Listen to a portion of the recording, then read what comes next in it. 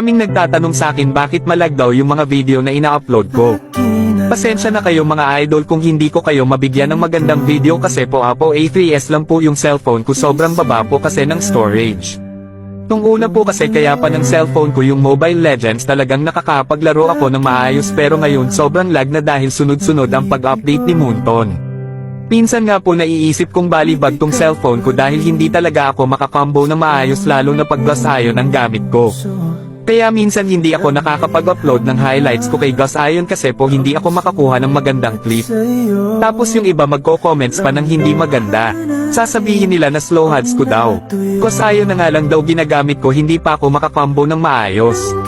1K matches daw ako pero galawang computer daw ako. Sobrang akong nalulungkot pag nakikita ko mga comments na yan. Sana naman mga idol wag kayong ganyan. Pagpasalamat nyo na lang na nakakapaglaro kayo ng maayos dahil maganda cellphone nyo.